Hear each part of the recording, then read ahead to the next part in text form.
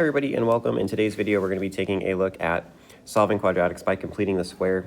So in this video we're going to be doing some factoring and be working with perfect squares, completing the square, and just learning another method to approach solving when we see polynomial functions. So to start off we're going to define first what is a perfect square trinomial.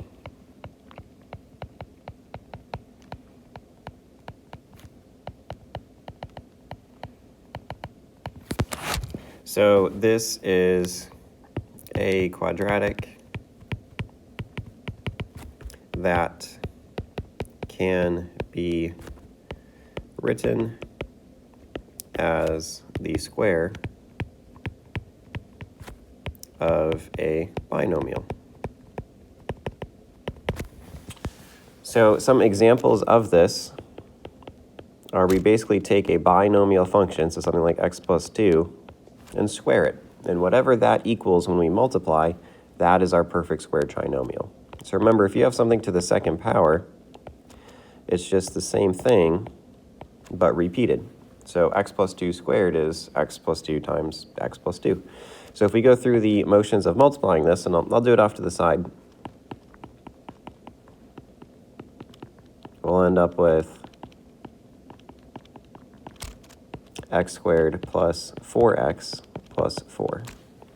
So this is the perfect square trinomial. Again, it has three terms. And the reason why it's a perfect square trinomial is because it comes from a binomial that is also squared. So we're going to use this as a tool in our arsenal to be able to solve some questions today. This is a really useful method if we don't have perfect answers for factoring. So sometimes when we're working through, the factors might have decimals and things like that. And this is a method that allows us to solve when we have decimals as answers. So the first thing that we want to recognize is when we have our quadratics, we write them in something called standard form. So that's ax squared plus bx plus c equals 0. We've talked about this as making sure that it's always set equal to 0. So that's just kind of what this form is generally referring to. So the first thing that we want to do is actually take c and move it to the other side. So c is just a constant, a number by itself. So if you ever see a number by itself, you want to take that number by itself and move it to the other side of the equation. The next thing is we want to make sure that a is equal to 1. So we want our first term to be x squared. So if a is anything other than 1, if it's 2 or it's 3, we're going to divide all terms by a. So by dividing by a, make sure that we do get back to a place where a is equal to 1. So again, this is just the term in front of x squared. We want the term in front of x squared to be 1. Second, we are going to add b over 2 to the second power to both sides. Fourth, we are going to factor into x plus b over 2 all to the second power. And then fifth, we are going to solve by using the square root or the radical. So these are a lot of steps, and they probably don't make a whole bunch of sense right now, and they won't until we actually start going through the process of doing it. So right now what we're going to do is follow these steps exactly into a couple of examples. So following these step by step, step number 1 tells us to move c to the other side. So in this equation, we have to take our c term, our number by itself, and make sure it's on its own side of the equation. So we're going to add 35 to both sides, and that leaves us with 35 on the right side. Second, make sure that a is equal to 1. Well, if we look here, the number in front of x, there's nothing there, so we can assume that that's 1. It already is 1, so there's nothing that we need to do there. Second, we need to identify our b term, divided by 2, and square it. So let's first just identify b. Let's start off there. So we'll call this step number 3. So we know that b is equal to 2. So if we're going to write b over 2 squared, we're just going to say that this is, again, we know that b is 2. So we're just going to replace b with 2. So we can follow PEMDAS now. So parentheses first. So we're going to start off with what's on the inside of the parentheses. So 2 divided by 2 is 1. And then the next step of PEMDAS is exponents for e, so we'll do 1 to the second power, which is just 1. So this step told us to add this b over 2 to both sides. So we're going to take 1, and we're going to add it to both sides. Then the last step is it tells us to factor into this fancy form. Basically what it's telling us is to take this, and to highlight that, to take that and to put it into a box and factor it. So if we do that, x squared, 2x, and 1, there's only one option for multiplying to get 1, and that's just 1 times 1. And it is positive 2 in the middle, so it looks like we have x plus 1 times x plus 1. So that's what we have on both sides. And actually, conveniently here, we have x plus 1 twice. So if we repeat x plus 1, it's just x plus 1 to the second power. So in this case, we can replace everything in red on this side with the factored form that we just solved for, x plus 1 to the second power. What we'll notice is that this actually does match up with the formula that they gave us. So we solved for b over 2, and we realized that b over 2 is 2 over 2, which is just 1. So we found that, and that's what we ended up putting in right here. It's just that 1 term that we have there. So we have this to the second power, and then we just want to rewrite what we have on the right side. So 35 and 1 get us 36 here. And then our final step here,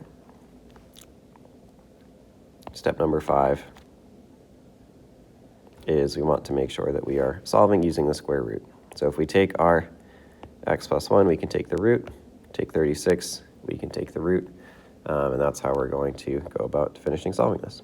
So square root of x plus 1 squared. Remember, if you have the square root of something to the second power, that's just 2 of the same thing. So because we have x plus 1 twice, that's what repeats, that's what comes out on this side. Then on the right side, 36 breaks down into 6 and 6, so that's what comes out. And don't forget here, we have to do our plus and minus. So both plus and minus 6 work.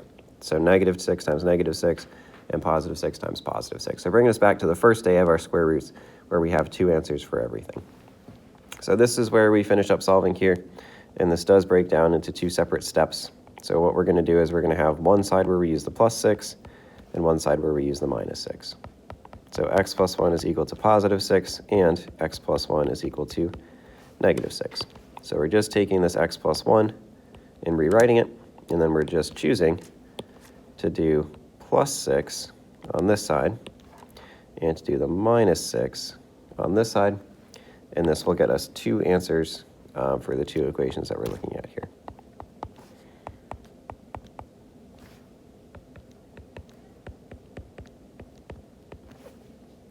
So fully solving this by completing the square, we get x equals 5, and we also get x equals negative 7. So that is a method that will work for us every time. And again, the benefit of this method, where it works really well, is when we have decimals as answers. So we are going to work through our next problem here, and we're going to follow the same steps that we just did and to see how this works. So a good first step is just take a look, see if we can identify A, B, and C to begin with. So A is here is 1, B is 8, and then C is 10. So that just helps. It's a good framework. It'll help us in our future steps. So let's work through this here and go through our steps. So first step, move C to the other side. So we'll have x squared plus 8x equals negative 10. Step 2, make sure that A is equal to 1. Well, that works great, because A is, in fact, equal to 1 here, so we're all good there. Step 3, to add B over 2 squared to both sides. So we'll do the work for this off to the side. So B is 8.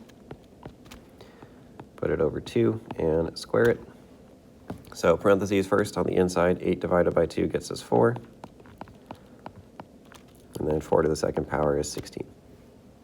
So again, take this, add it to both sides. So plus 16 goes here, plus 16 goes here. And then from this step, we get to move on to, let's see, step number 4. So we did 3 here. So step number 4 tells us to factor what's on the left here. And remember, we can put this into a box. That will always work for us. or we can use the formula. So the formula for this is x plus b over 2 squared on this side. And then on the right side, we have 16 and minus 10, so that gets us just positive 6. So we know that b in this case is 8, so we can simplify this to x plus 8 over 2 squared. And we can continue to simplify this into x plus 4 squared, because 8 divided by 2 gets us 4. And then as our last step here, we can take the root and take the root. That's step number 5 right here.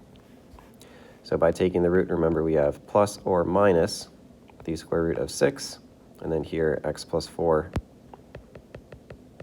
and x plus 4 twice because it's x plus 4 squared, so it's just x plus 4. So the way that we're going to take this one and solve it is again to break it down into our plus root 6 and our minus root 6 version. So x plus 4 is equal to root 6, and then x plus 4 is equal to negative root 6. You might be asking at this point, Mr. Reardon, why did you not basically do what you did in the other question where we had the root of 36 and we just got a number for it? Well, if we take a look at the root of 6, there's nothing we can do. We just have 3 and 2, nothing repeats, we can't factor it further, so we're just going to leave it.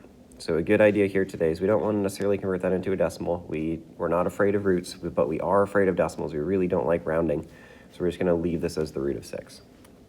So to finish solving here, subtract 4 from both sides, so we're left with x equals minus 4 plus the square root of 6. Same thing here, also subtracting 4, so we'll have x equals minus 4 minus the square root of 6. And these are going to be the two answers that we get by completing the square. So that's today's lesson. There are a lot of steps today, but with practice, it does get a little bit easier each time. And furthermore, the better notes we take here, the better steps we have to refer back to. And these 5 steps will always work for us in the examples that we do. So as always, thanks for watching. Let us know if you have any questions. We are here to answer them for you. And let's jump into our practice questions now.